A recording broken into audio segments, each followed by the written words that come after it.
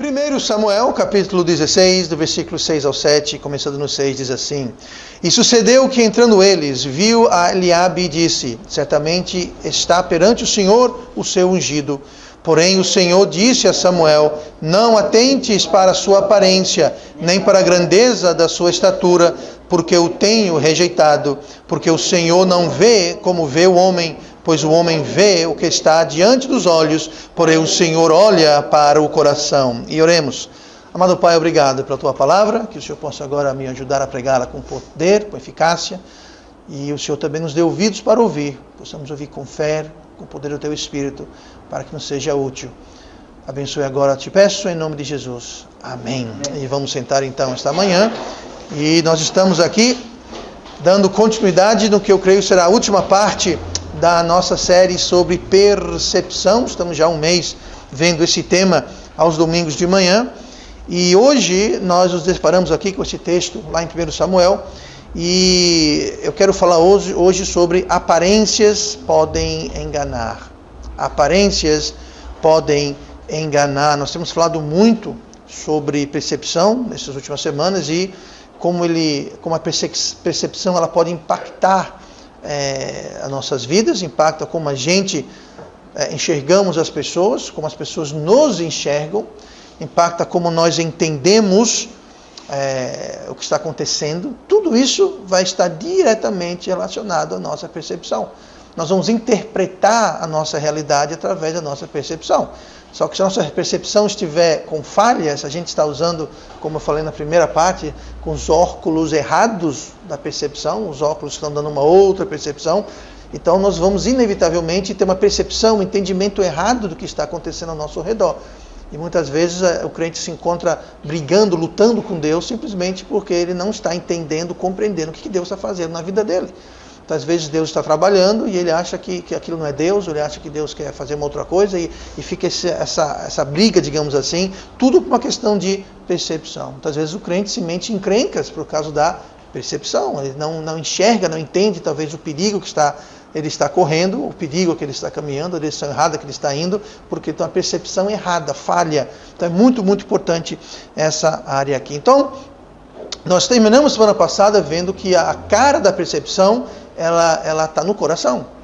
A cara da percepção, ela vai ser uma reflexão direta do que está no coração de cada um de nós, tanto como a gente se propaga, como as outras pessoas se propagam a nós. Isso é muito importante. Então, falando de coração e seguindo nesse raciocínio, eu quero hoje falar sobre aparências podem enganar. Às vezes, essa questão de percepção errada, nós acabamos colocando máscaras erradas em nós mesmos. Ou a gente pode colocar máscara errada noutra pessoa. A gente pode enxergar outra pessoa e a gente coloca aquela máscara. A gente pinta aquela pessoa como sendo algo que ela não é. E pode ser que você pinta aquela pessoa melhor do que ela seja, ou você pode fazer o oposto. Você vai pintar aquela pessoa pior do que ela realmente é. Ambos estão errados. Nós não devemos denigrir ninguém, diminuir ninguém, mas igualmente é muito perigoso a gente viver com uma realidade de uma pessoa que não é aquilo que ela realmente é, e a percepção vai apontar isso. Então, da mesma forma que nós fazemos isso, as pessoas fazem isso. As pessoas vão inevitavelmente colocar uma máscara na gente. E a gente quer ter uma máscara transparente, uma máscara que vai dar a percepção correta. E é isso que estamos falando todas estas semanas. Mas aqui no texto em 1 Samuel, o que a gente tem visto aqui basicamente, é quando Deus chamou Samuel para fazer a escolha. Né? Deus já tinha escolhido, na realidade, alguém para substituir o rei Saul. Nós sabemos que o rei Saul começou bem, terminou muito mal. Fizemos toda uma série sobre o síndrome de Saul alguns meses atrás. E então, no final, ainda no meio, enquanto Saul ainda vivia e reinava, Deus havia escolhido Davi. Então aqui Deus mandou Samuel ir para ungir Davi.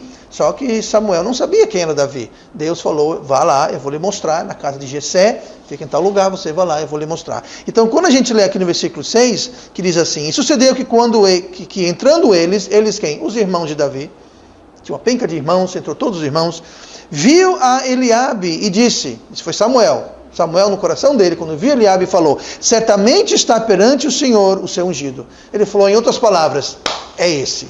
esse Eliabe é o cara. Ele é mais alto, ele é mais forte, ele é mais inteligente, tipo assim, parecia comigo, sabe? Mais alto, inteligente, charmoso, sabe? Essa coisa.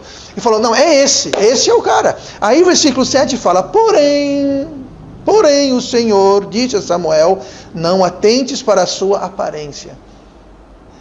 Havia algo de errado, mesmo que pouco, mas havia algo de errado na percepção de Samuel. Samuel viu Eliabe, viu aquele cabra bonito, lindo, charmoso, falou, é esse. E Deus falou, não é esse. De fato, eu o rejeitei. Ele fala assim, não atentes para a sua aparência, nem para a grandeza da sua estatura, porque eu o tenho rejeitado. É interessante que esse Eliabe foi o mesmo Eliabe que quando Davi foi levar o queijo, a manteiga e o pão lá para os irmãos na batalha com Golias, batalha não, né? Que ninguém estava lutando, está todo mundo morrendo de medo de Golias, mas Davi, quando foi levar a entrega que o pai dele, Jessé, tinha mandado para os irmãos, e Davi chegou lá e falou, por que está todo mundo aqui com medo? Por que está todo mundo aqui com medo desse baixinho aí, esse Golias aí? Qual é o problema? E começou a brigar com as pessoas, se queixar, dizendo, mas o que é isso? Como que Israel, um exército inteiro, temos Deus do nosso lado, estamos com medo desse Golias, desse filisteu, desse ímpio? Foi Eliabe que falou, cala a boca, seu pirralho baixinho, você não sabe de nada. Bom, ele não falou essas exatas palavras, mas foi algo assim. Foi o Eliabe que deu uma bronca no Davi, falou, Davi, sai daqui, vai que você não sabe de nada. Você é todo metido aqui, não é? Vai-se embora daqui, você veio entregar, fez sua entrega, volte para a casa da mamãe, vai-se embora daqui. Foi esse mesmo Eliabe. Interessante como Deus havia rejeitado Eliabe, mas Eliabe não havia feito aquilo, não. Mas o que ele fez antes já estava no coração dele aqui.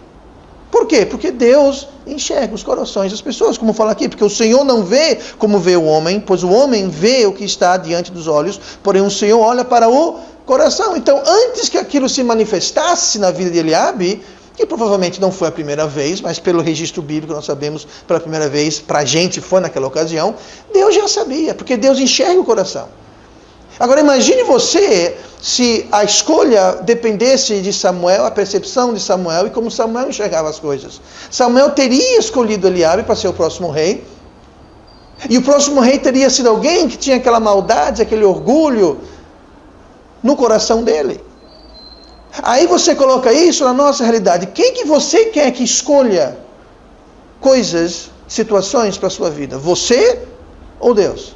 Quem que eu quero que faça as decisões da minha vida? Porque eu e você, como Samuel, nós só enxergamos o que está diante dos nossos olhos. A gente só vê por fora, mas deve ver o coração. Então, em qualquer área da nossa vida, o emprego. Pastor, não passei no concurso, pastor, não consegui aquela coisa. Quem sabe Deus está te protegendo? Você só está enxergando por fora, você só está enxergando o salário, o trabalho, mas você não sabe que lá dentro você vai ter um patrão tão chato nesse mundo, que ou você ou ele, um vai matar o outro. E Deus está lhe protegendo disso. Você não sabe que ali tem uma pessoa que vai buscar fazer a sua amizade, que vai acabar com a sua vida, que vai levar você para o mau caminho. Não estou dizendo que é o caso, mas Deus está sabendo, porque Deus não vê só por fora, Ele vê no coração, Ele vê por detrás das coisas, e Ele vê no outro lado da curva. Sabe, a vida da gente não é uma vida reta assim, ela tem curvas, ela tem lombadas, a gente não enxerga, a gente enxerga só por fora, via reta. E Deus está sabendo que está no outro lado da colina, Deus está sabendo que está no outro lado da curva, Deus está sabendo o que vai acontecer. Então nós devemos o quê? Deixar de depender somente de aparências. Por quê? Porque aparências enganam. Temos que usar a percepção de Deus, colocar os óculos de Deus, a gente deixar que Deus nos guie através da sua percepção. Porque é possível, aqui, quem foi enganado, assim por dizer, não que Eliabe estava tentando enganar Samuel, Eliabe entrou lá, ele não fez nada, foi Samuel que deixou sua percepção pensar aquilo, e Deus o corrigiu, mas era Samuel. Quem era Samuel? Samuel era o profeta, Samuel era aquele, digamos assim, podemos dizer, o primeiro dos juízes, não foi bem um juiz, mas podemos dizer que ele foi alguém que começou, ele representava Deus, né? O povo rejeitou Samuel e Deus falou, olha Samuel, não esquenta não, que o povo não está rejeitando você, estão rejeitando a mim como rei. Então Samuel era alguém muito importante perante Deus, era um homem de Deus, era alguém que julgava o povo, as pessoas iam para ele com as causas, era aquele que fazia todos aqueles procedimentos cívicos e religiosos. Ele era uma figura bastante alta, digamos assim, ele era alguém bastante espiritual, sabemos a história dele com a mãe dele, deixou no templo, foi criado no templo e uma pessoa muito espiritual, mas mesmo assim Samuel teve uma percepção errada. Então não é impossível alguém de grande estatura espiritual ser enganado pelas aparências. Por quê? Porque nós temos apenas a capacidade e habilidade de enxergar o que os olhos veem. Eu não posso enxergar o seu coração. Deus pode. Do jeito que nós nos enxergamos, Deus enxerga o nosso coração e sabe exatamente o que se passa. Agora, isso aqui não é um exemplo isolado de modo algum. Nós temos vários exemplos.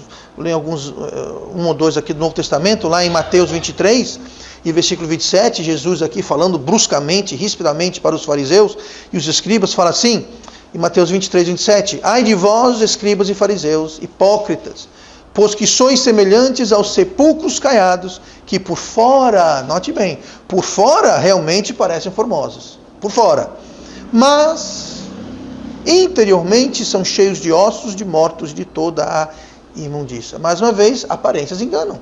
Você passa ali por um sepulcro caiado, você olha aquilo, se você não soubesse que ali era uma cova, você diria, nossa, coisa mais linda, maravilhosa, toda pintadinha, toda arrumadinha, mas na realidade por dentro tem o quê? Tem morte, corrupção, são ossos. E a Bíblia fala aqui toda sorte de imundícia. Então, as aparências enganam. Você viu um fariseu, o fariseu por fora parecia muito espiritual. Usava toda aquela roupa, usava todos aqueles apetrechos, e falavam, e oravam em público, e falavam bonito, aquela coisa toda, todo mundo honrava-os. Por fora era a coisa mais linda desse mundo. Mas por dentro era outra conversa. Por quê? Porque aparências enganam. E percepção, do nosso ponto de vista, tem tudo a ver com aparências. E nós temos que levar isso em consideração. Em João 7, 24, Jesus falou, não julgueis segundo a aparência, mas julgai segundo a reta justiça. Então lá em João 7, 24, Jesus falando, dando a ordem, é um imperativo aqui, ele não está sugerindo, está dando uma opção, ele está dizendo, não julgueis segundo a aparência. Aí você fala, pastor, mas como é que se eu só enxergo por fora? Eu não tenho como enxergar o interior do coração de ninguém. Eu só enxergo por fora. Por que Jesus falou aqui, não julguei segundo a aparência? Se a aparência é o exterior, se a percepção que eu tenho, como é que é isso? Como é que funciona isso? Bom, Jesus ele não termina na palavra aparência. Ele fala, não julguei segundo a aparência, mas julgai segundo a reta justiça. O que seria reta justiça aqui nesse contexto? Reta justiça seria o que aquela pessoa ou aquela situação está apresentando. Então eu posso olhar aqui, por exemplo, para a Bia. Eu olho para a Bia, eu não devo julgar pela aparência, certo? Ela está aqui, toda arrumada, cabelo arrumado, vestido charmoso, todo modesto, coisa. Aparência. Agora, se eu perguntar, Bia, tu fez o que ontem à noite? Eu estava no bar tomando uma, estava cheirando cocaína, eu estava tomando cachaça, eu estava... Você vê, a aparência é uma coisa, agora a gente tem que julgar o quê? Pela reta justiça. Você está praticando justiça? Porque se você tem aparência, tá? Eu tenho aqui uma Bíblia de 50 quilos, eu tenho aqui um gravata interno, eu estou todo aqui pastorizado, né? Igual o leite, pastorizado, né? Sim, mas quando eu abro a boca eu só falo besteira, eu só falo heresia, se na minha vida pessoal só existe injustiça, então Jesus falou o quê? Não julguei segundo a aparência, mas pela justiça, ou seja, não julgue pelo que a pessoa fala, mas pelo que ela faz, não pelo que ela aparenta, mas pelo que ela é. Então, se a pessoa vive uma vida injusta, ela pode estar toda cheirosa, charmosa por fora. Jesus falou, não julgue pelo que você vê. Julgue pela reta justiça, porque a justiça sai de onde? Do coração. O que sai da minha boca, o que provém de onde a fonte das minhas ações, as fontes são onde? No coração. De tudo que você deve guardar, guarda sempre tudo no coração, porque dele procede todas as fontes da vida. Então, tudo que a gente faz, aonde eu ando, o que eu falo, tudo vai depender do meu coração. Se o meu coração é um coração que está justo perante Deus, que busca o reino de Deus e a sua justiça, então isso inevitavelmente vai ser transformado em palavras, ações na minha vida. E não apenas a aparência. Porque só a aparência você pode botar uma fachada bonita, mas por detrás não tem nada, como o sepulcro caiado. O sepulcro caiado é muito bonito por fora, mas por dentro está cheio de ossos de toda sorte de imundícia. Então, com isso em mente, eu quero olhar algumas coisas essa manhã, falando sobre o fato de que aparências podem enganar, para a gente ficar esperto. Tá? Para a gente ficar... Eu falo isso com a autoridade da palavra de Deus acima de tudo, mas eu falo isso também por experiência. Tá? Por experiência. Experiência como um crente, um irmão, experiência como pastor. Tá? Dos dois lados da divisa, tanto como um crente e também como um pastor. Tá? Então, olhem comigo Provérbios 18, versículo 24. Provérbios 18, versículo 24. Nós temos aqui, primeira coisa, o homem de muitos amigos deve mostrar-se amigável, mas há um amigo mais chegado do que um irmão. Primeira coisa que eu quero falar para a gente ter cuidado nessa questão de percepção e que aparências enganam, é a aparência de amizade. Aparência de amizade. Veja bem, uma amizade real, ela vai ter, obviamente, aparência. Claro. Tá? Se você vê alguma coisa, deixa eu pensar aqui, se você vê você sente o cheiro de um assado, de um churrasco, é porque tem um churrasco assando em algum lugar. Tá? Então, uma amizade de verdade vai ter aparência de verdade, mas nem toda aparência da amizade vai ser uma amizade de verdade. Estão entendendo onde eu quero chegar? Toda amizade verdadeira vai ter a aparência verdadeira, mas nem toda aparência vai refletir e vai ser de fato uma amizade. Olha o que fala aqui. No meio do versículo tem a palavrinha muito importante, a palavra mas. Né? O homem de muitos amigos deve mostrar-se amigável, mas há um amigo mais chegado que um irmão. Esse amigo mais chegado que o irmão, muita gente se refere como sendo Jesus. E de fato é. Eu não quero tirar isso desse texto aqui, mas o que esse versículo está dizendo não é bem isso. Ele não está falando aqui sobre Jesus, apesar que Jesus é um amigo mais chegado que o irmão. Porém, nós temos que entender que o livro de Provérbios é uma coletânea de dizeres, ditados, digamos assim, inspirados por Deus, usado pelo povo judeu e compilado no livro de Provérbios. E, na maioria das vezes, eles não têm contexto. O contexto é bem restrito, bem conciso. Em outros livros da Bíblia, você precisa, de fato, ler vários versículos, ou muitos versículos, ou ter capítulos antes e depois, para você entender corretamente o contexto que está inserido aquele texto que você está analisando. Provérbios é diferente, porque você pode ter o Provérbios, e de fato, se você olhar o Provérbios 23 e o 25, que está na frente depois, estão tratando de outras coisas que nada a ver. Então, o contexto que você vai ter que derivar, 90% dos casos no livro de Provérbios, vai ser do próprio provérbio. Então, você não vai ter muita coisa, mas o que está lá é muito importante. Essa palavra mas é muito importante. E você vai ver muito em Provérbios essa palavrinha mas. Por quê? Porque o mas, ele separa aquele versículo em duas partes e faz o contraste. Então, o que nós temos na segunda parte do versículo 24 de Provérbios 18, há um amigo mais chegado que um irmão, está fazendo um contraste com o que vem antes, que é o quê? O homem de muitos amigos deve mostrar-se amigável. Então veja bem, o que nós temos na segunda metade do versículo é um amigo deveras verdadeiro. É um amigo de fato, de verdade, sincero, legítimo. É um amigo mais chegado que o irmão. É a verdade, é o cara. Antes, já que tem um mas para dividir, antes é o quê? É o oposto. Se mas divide e contrasta uma parte da outra, se a segunda parte nós temos o amigo de verdade, e de fato tem amigo que é mais chegado do que irmão. Existem amigos que são mais próximos, são mais amigos na prática, digamos assim, do que um irmão de sangue. Eu tenho amigos que às vezes são muito mais próximos e íntimos do que meus irmãos de sangue, mesmo porque eu tenho irmão de sangue que mora no outro lado do mundo e eu não tenho muito contato, a gente fala de vez em quando por telefone, não se vê pessoalmente há anos. É claro que eu não vou ser tão próximo, tão amigo, tão próximo e amigável do que um amigo que eu vejo todo dia, toda semana, toda hora. Então isso é uma realidade. Mas está contrastando esse amigo de verdade com um outro amigo.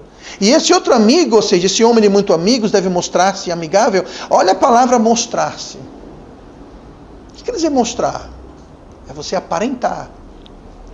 É você ser visto. É você ser percebido. É você dar a percepção de que você é um amigo. Agora fala aqui, o homem de muitos amigos. Uma coisa que eu percebi ao longo da minha vida é que é muito mais importante nessa questão de amigos e amizade, qualidade acima de quantidade. Qualidade é muitíssimo mais importante do que qualidade. Eu não estou falando de amigos no Facebook, tá? Porque eu sei, no Facebook tem gente que tem 10 milhões de amigos e nem sabe quem é, né? Eu não sei contar você, mas eu sou eu sou muito restrito quanto meus amigos. Eu desamiguei um monte essa manhã. Não, estou brincando, mas eu não sou do tipo que, sabe, tem gente que aceita qualquer convite. Eu tenho um monte de convite que mandaram para mim. Se eu não conheço a pessoa, gente, eu não vou aceitar, entendeu? Agora tem gente que não, que tem 10 mil amigos, não conhece nem um quinto, não conhece nem 1%, sabe quem é, tá? Então não estou falando desse tipo de amigo, estou falando na vida real. Tá? Na vida real tem que ter muito cuidado, porque muita gente vai querer ter muitos amigos, mas não é aquela amizade real. É uma amizade que visa algum benefício. Entendeu? Não, eu vou ser amigo de fulano, porque o fulano pode, de repente, me ajudar no trabalho, nos contatos. De repente ele conhece alguém que pode me ajudar, ele pode abrir portas para mim. E não há nada de errado em si, amizade assim, mas você tem que ter cuidado. Porque alguém pode estar se mostrando amigável, como esse homem aqui da primeira parte do versículo 24, que fala, o homem de muito amigo deve mostrar-se amigável. Não está dizendo que ele é. Ele tem que mostrar, ou ele está se mostrando amigável. Por exemplo, eu não gosto muito de ir para o mercado, feira pública. Por quê? Porque eu não sei o que é, mas quando eu chego lá, eu viro doutor, eu viro não sei o quê, e eu percebo que os preços aumentam para mim. Faz tempo isso. Eu estava no mercado e tinha alguém comprando um camarão aqui, falando com uma pessoa aqui do meu lado. O camarão era, digamos, não lembro, R$10 o quilo. Eu falei, 10 reais o quilo? Ah, tá, eu quero 1 quilo. Ah, é 15. Mas não era 10 agora há pouco? Não, mas pro doutor só o melhor. Não, eu quero esse 10 mesmo. Não, sabe uma coisa? Fique com seu camarão. Eu não quero mais nada não, tá? Por que isso? Aquela amizade toda, doutor para cá, doutor para lá, porque aquela puxação toda, era o que aquilo? Ele estava se mostrando amigável, por quê? Porque queria me vender um produto acima do preço. Isso não é amizade, ele estava se mostrando amigável. Aqui a Bíblia fala, o homem de muitos amigos, um monte de amigo, ele precisa mostrar-se, não fala que ele deve ser. Não diz que ele é, fala que ele está se mostrando, ele está projetando aquela imagem de amigável e que se contrasta com um amigo mais chegado que um irmão. O amigo mais chegado que o irmão não está preocupado em ter um número X de amigos. Ele não está interessado em ludibriar, enganar, se projetar como sendo algo que não é. Um amigo mais chegado que o irmão, ele está interessado na amizade, não na quantidade. Ele não está se mostrando, ele está sendo, mas veja bem, o verbo ser, o verbo haver, há um amigo mais chegado que o irmão. Esse amigo da segunda parte do versículo, depois do mas, ele é de fato um amigo, tão amigo que ele é mais chegado que um irmão de sangue. Já esse do antes, ele está se mostrando amigável, está se mostrando, é só a capa, a faixa, a frente. Não está dizendo que ele é, de fato, amigável, como o que é mais chegado do que o irmão. Então, o da primeira parte do versículo, ele tem a finalidade de quê? De ter muitos amigos. O homem de muitos amigos. A finalidade dele é acumular um monte de amigos. Assim como no Facebook. Tá? É ter muitos amigos. Por quê? Porque ele quer forrar, digamos assim, a situação dele, se cobrir. Ter amigo para toda hora. E não há nada de errado intrinsecamente nisso, mas tenha cuidado com as aparências. Muitas pessoas vão querer mostrar, como esse rapaz aqui deve mostrar-se amigável. Muitas pessoas vão se mostrar amigáveis, mas elas têm um interesse, uma agenda, um propósito escondido, e com certeza não é para o seu bem, é para o bem deles, é para o proveito deles. Então, eles vão vir querendo ganhar sua confiança, se mostrar amigável. E eles vão procurar uma brechinha que você vai deixar eles entrar com essa aparência de amizade toda que eles vão demonstrar. Mas na realidade só querem entrar, colocar um pé na porta para mais lá na frente dar uma facada e umas giradas e ver se consegue aproveitar de alguma coisa, de algum modo, de alguma forma. Sabe o que é isso? A aparência da amizade. Às vezes engana. Às vezes engana. Tenha muito cuidado, muito cuidado. Especialmente se é alguém que está numa posição que pode ajudar aquela pessoa. Se você tem alguma condição, se tem alguma situação que pode dar proveito para aquela outra pessoa, tenha muito cuidado, porque outra pessoa vai querer se mostrar amigável, mas de repente é com motivos, como eu falei, motivos não muito nobres, não muito corretos. Então nós temos que estar sempre de atenção nisso, porque na questão de amizade, nem tudo que brilha é ouro. Nem tudo que se mostra amigável é o brilho, de fato, é uma amizade sincera, verdadeira. Tá? Então nós temos que ter cuidado com isso. Por outro lado, o que nós temos aqui é aquele amigo mais chegado que o irmão, que não precisa mostrar nada. Esse amigo mais chegado que o irmão, ele não está preocupado em ter muitos amigos e não está preocupado em se aproveitar de você. Esse amigo mais chegado que o irmão, ele está disposto a arriscar o desgosto mútuo. Ele está arriscado chatear você para lhe fazer o bem. Olha o que fala aqui Provérbios 27 e versículo 5. Melhor é a repreensão franca do que o amor encoberto. O que quer dizer isso? Você tem um amigo mais chegado que o irmão e você está fazendo uma coisa de errado, ou está precisando ouvir umas verdades, aquele amigo mais chegado que o irmão vai chegar para você arriscando o desgosto que vai causar, arriscando como posso dizer assim, o incômodo, a situação chata, mas ele vai chegar para você e vai dizer, tu está errado. É como Natan e Davi, quando Davi matou Urias, tomou Batseba, aquela coisa toda, o amigo dele, o profeta, foi lá e falou o quê? Tu és o homem. Ele foi para o rei de toda a terra.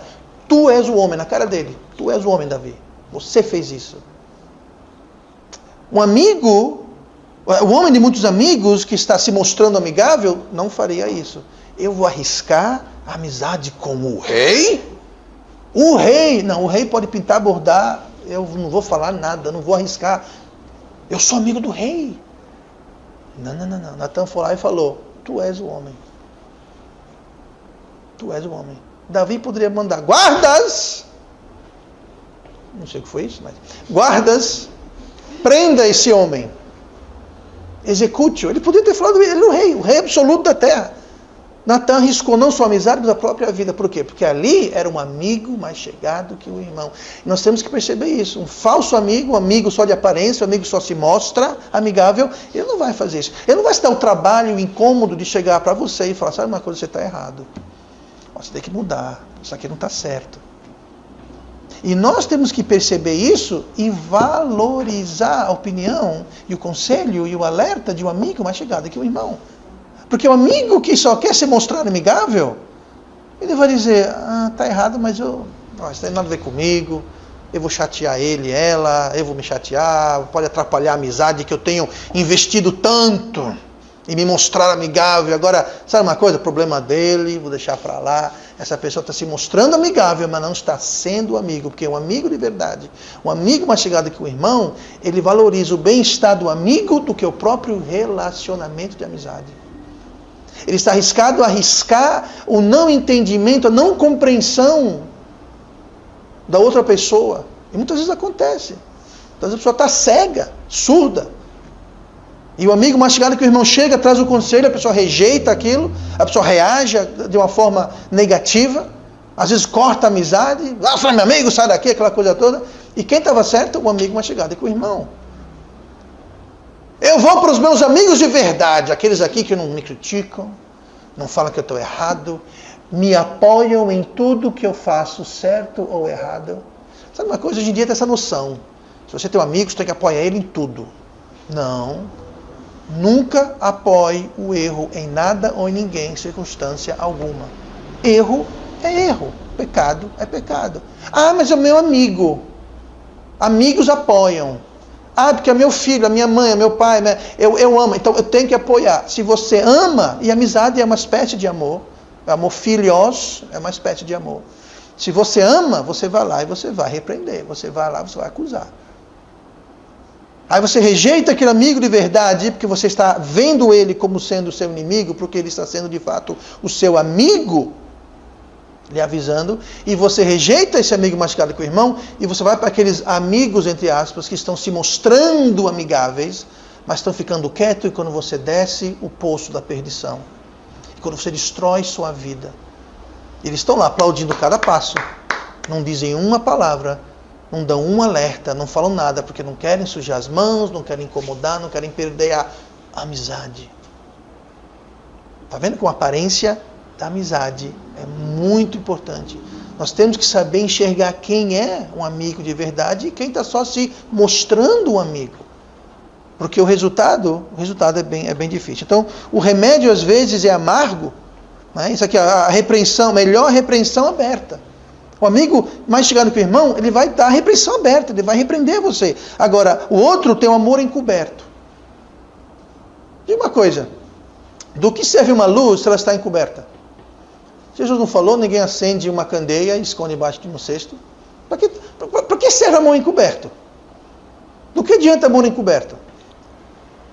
Eu vou usar um exemplo aqui que talvez os mais românticos entre nós aqui entendam. Do que adianta estar morrendo de amor por uma pessoa, por uma menina ou um menino, dependendo, eu espero ter a preferência correta. Mas você nunca demonstra, declara, fala nada, do que adianta. Aí anos mais tarde, tá os dois lá velhinhos, aí se encontram, você sabe, eu lhe amei esses anos todos. Ela fala, e foi. Mas eu nunca falei nada. Me diga, amor encoberto resolveu o quê? Nada. Sabe, o amor encoberto não resolve nada. Uma candeia acesa embaixo de um cesto não clareia nada. Quem edifica uma cidade e cobra... Não, gente, amor encoberto, esquece. Então aqui está dizendo, a repreensão aberta, melhor repreensão aberta. E um amigo mais chegado com o irmão vai trazer a repreensão aberta. E aquele amigo, entre aspas, está se mostrando amigável, ele vai ter o amor encoberto. Se é que isso é amor. Tá? Então, só um amigo de verdade estaria o trabalho, arriscaria a situação, o desgosto, enfrentaria as falhas e os problemas do amigo para ajudá-lo. Só um amigo de verdade faria uma coisa dessas. E o amor encoberto não faz nada.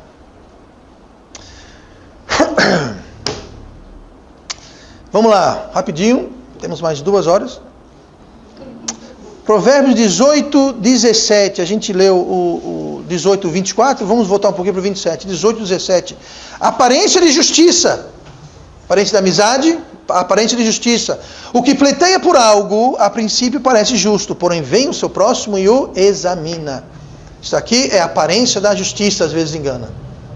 Tá? A aparência da justiça. Você conversa com alguém, você ouve alguém, e a pessoa dá uma explicação, uma desculpa, uma justificativa, né? Eles vão pleitear por causa própria. Essa palavra pleitear no dicionário quer dizer argumentar a favor de algo. Então aqui fala que o que pleiteia por algo, se a pessoa está pleiteando, argumentando, está se explicando, justificando, dando argumentos e exemplos e tentando convencer você do quê? A princípio parece justo. Ele quer convencer você que ele está certo no que ele está fazendo. Ele está pleiteando, querendo convencer os outros que ele está com a razão. Tá? Até que aparece outra pessoa. Até que aparece, mas porém vem o seu próximo. Agora, até a vinda desse seu próximo, até parece louvável, genuíno, razoável. Você até que acredita. Porque ele está lá pleiteando, argumentando, dizendo por que ele fez ou não fez, deixou de fazer, vai fazer. Né? E aqui fala, parece justo. Mais uma vez, o que vem antes da palavra justo? Parece. Parece é uma palavra que está relacionada com aparência. Lembra que nós lemos aqui agora há pouco que fala o homem de muitos amigos deve mostrar-se. Aqui está dizendo que no princípio parece. É tudo a ver com percepção, gente. Percepção é chave. Tanto o falso amigo vai se mostrar, vai parecer ser um bom amigo, quanto essa pessoa justa, que está querendo parecer justo, está pleiteando, argumentando, justificando, ele quer se projetar, ser percebido como justo, até que vem o próximo e o examina. Mais uma vez, antes de vem o próximo e depois do parece justo e a vírgula, tem uma palavrinha. Qual é essa palavrinha? Porém. Porém tem a mesma função de mas. Mais uma vez nós temos o quê? Um contraste, dividindo o Provérbios e mostrando o que é um lado e o que é o outro. De um lado tem alguém que parece justo. O que é o oposto de alguém que parece justo? É alguém que não é justo, de fato, ele só parece. Então, aqui temos alguém que quer se mostrar, parecer justo, até que vem o seu próximo e o examina. Examina. Depois que o examina, esse versículo 17 não fala nada, mas porém, e vem o seu próximo e examina, dá a entender o quê? Que ele não era justo coisa nenhuma. Dá para entender que era só mesmo a aparência. Até parecia, né? Porque fala, a princípio parece justo. Ou seja, se no começo parece justo, no final não vai ter essa aparência. É ao ser examinado que a verdade vai vir à tona. E é isso que nós temos que fazer. Nós precisamos examinar com a percepção, com os óculos, a percepção correta. Porque só a gente usando os óculos, a percepção corretamente, é que a gente vai poder enxergar que ali só tem aparência de justiça. Só tem argumentos, só tem desculpa, só tem pleito, mas não é nada de justo. É como, vocês já viram com certeza na televisão, ou talvez na internet, o bandido. O bandido quando é preso, percebeu que não fica mansinho? É senhor para cá, senhor para lá, nunca faz nada de errado, vira outra coisa. É a pessoa mais educada, mais gentil do mundo. Você até pensa, nossa, como? Mas que erro? É um erro policial, não é possível. Uma pessoa tão gentil, tão educada, está chamando todo mundo de senhor para cá, e nossa, que transformação é essa? Ele está querendo se passar como o quê? Como justo. Ele quer se mostrar justo, até que a gente vem e examina a situação. Então, se a gente não examinar a situação, todo aquele pleito de se mostrar justo vai acabar o quê? Colando. E nós temos que nos apartar da injustiça. E se tem um injusto se passando por justo e convencendo-nos que ele é justo, a gente não vai se apartar dele e nós vamos ter sequelas em nossas vidas. Umas mais graves do que outras, mas nós temos que entender que até ser examinado e constatado, é isso que eu quero falar, constatado, que ali é só pleito, ali é só fachada, é só aparência, é só parecer, não é justiça, ele não é justo, é só uma fachada. Até aquele momento a gente vai lidar com ele como sendo alguém justo. A Bíblia fala que existem dois tipos de tratar pessoas. Nós temos o justo de uma forma e o injusto de outra forma. Não quer dizer que você vai matar, agredir, ser mal educado para o injusto. Não, mas você vai ser reservado, manter sua distância. Você não vai entrar em amizades, em negócios, de qualquer espécie. Porque há uma diferença como trata o justo e o injusto. E se a gente está comprando gato por lebre, está comprando o justo, que na realidade é o injusto, então cuidado, que a aparência elas podem nos enganar, né? E devemos ter cuidado com isso. Outra coisa, já que estamos aqui no assunto, falando sobre o amigo mais chegado com o irmão, às vezes nós estamos pleiteando algo que nós achamos que é justo. E às vezes precisa vir um próximo, um amigo, para nos examinar. Por isso que é muito importante você saber quem é seu amigo e quem é justo. Porque se vem um amigo mais chegado que o irmão para examinar você e a mim, porque a gente está pleiteando alguma coisa que é injustiça, que é errado, a gente quer justificar alguma coisa errada em nossas vidas, a gente precisa de alguém próximo para vir e falar, estou examinando sua vida, está errado. Isso chama-se aquela área. Existem áreas na vida da gente que a gente tem, são pontos cegos. Tá? Eu não sei, quem tem carteira de habilitação aqui deve saber disso. Mas você sabe que mais ou menos aqui, todos nós temos um ponto cego. Tá? Todo mundo tem isso, e é uma questão dos nervos e as lentes do olho, com a estrutura do olho. Tem uma areazinha mais ou menos aqui, que ele é cego. A gente não vê aquele buraco negro, porque o cérebro, ele é um órgão fantástico, ele pega as imagens ao redor e preenche aquilo, mas existe como você saber? Tem uma parte aqui que você não enxerga. E para o motorista isso é importante, por isso que o motorista nunca deve só fazer assim, o motoqueiro também, para os motoqueiros entre nós. Você deve sempre fazer isso, virar a cabeça inteiramente. Por quê? Porque é possível você dar uma olhada assim, e você não vê alguma coisa aqui. Você realmente não viu. Porque realmente você não viu aquilo. O seu cérebro preencheu com o que estava ao redor, mas não o que estava realmente lá. Tá? Espiritualmente é a mesma coisa. Todos nós temos essas áreas cegas, essas áreas negras na nossa vida, que a gente não enxerga nada. E se a gente não está disposto para ter alguém para vir apontar, a gente corre o risco de causar um acidente ou ser acidentado. Tá? Então sempre a gente deixar alguém nos examinar e ouvir a opinião. E por último, vamos terminar com isso aqui, 1 João 3,8. Última coisa hoje, vamos embora logo depois disso, rapidinho. 1 João, ponto curto. 1 João, capítulo 3, versículo 18. Meus filhos, não amemos de palavra, nem de língua, mas por obra e em verdade. Amemos por obra e em verdade. A última coisa aqui da aparência, primeiro é o quê?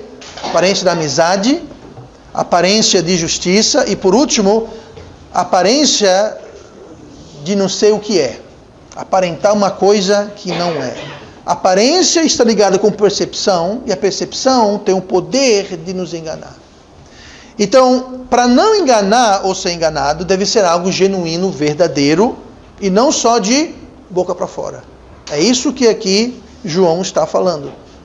Deve ser por obra, ou seja, tem que ter ação, tem que ter vida. Eu sempre falo, dê vida para a sua fé, dê vida para o seu amor, dê vida para a sua...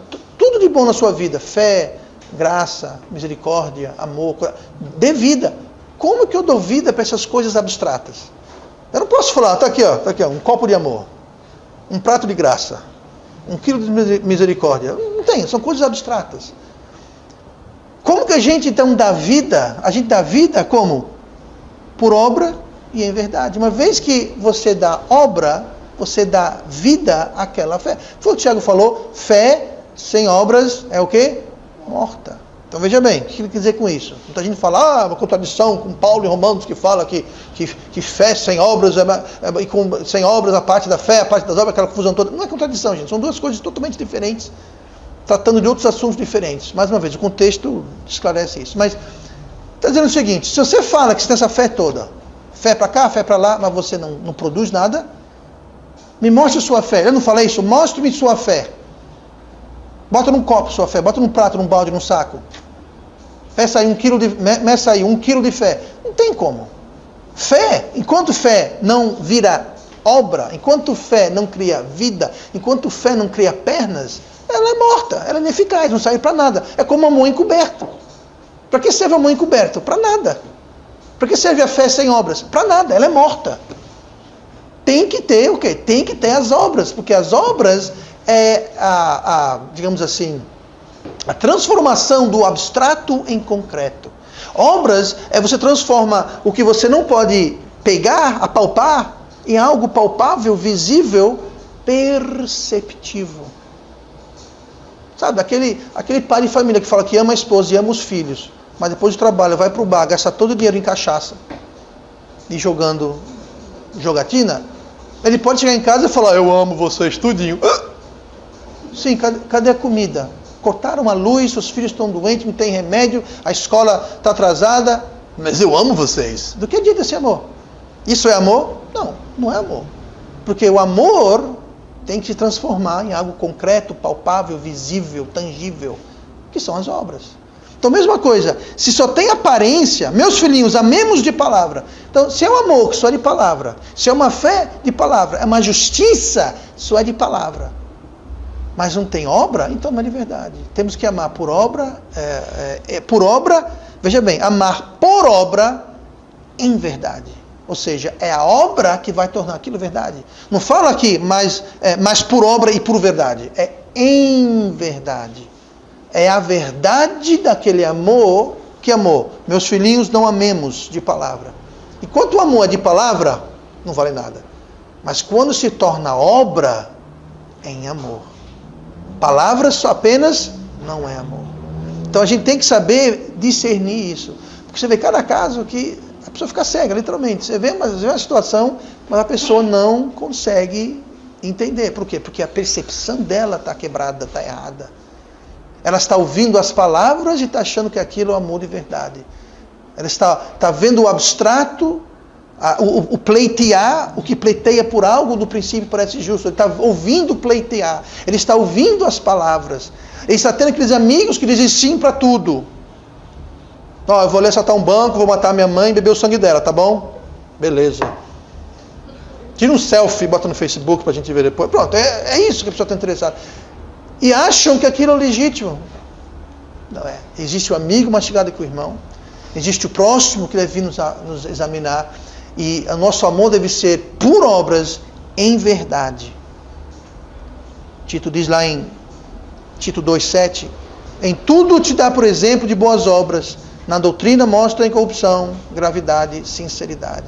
Essa palavra por exemplo, que ele usa aqui, que Paulo usa, falando para Tito, por exemplo, é a palavra grega pareko. Pareko são duas palavras. Para, eco. Para, eco. Nós vimos isso no ano passado sobre o eco. Tá? Eco quer dizer o quê? É você repetir. Para é em favor de. Então esse por exemplo é você repetir e passar adiante. É você propagar o quê? Em tudo dá o exemplo de boas obras. Nós devemos propagar, passar adiante. Devemos ecoar boas obras. Que as pessoas veem. Na doutrina, agora doutrina você não vê doutrina. Doutrina aqui? Não, você não vê doutrina, é abstrato. Na doutrina, mostra incorrupção, gravidade e sinceridade. Sinceridade, olha para a sinceridade. Sinceridade quer dizer o quê? De verdade. Quando você tem a doutrina sincera, as obras seguem.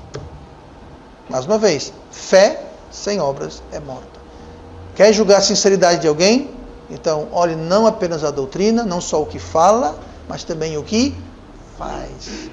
E não apenas superficialmente, mas também deixando Deus dar a palavra final. Eliabe era o quê?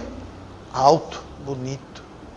Ele aparentava ser ungido por fora, mas por dentro, Deus o rejeitou. Então, mesmo a gente levando tudo isso em consideração, a questão de aparência, Deus sempre deve ter a última palavra.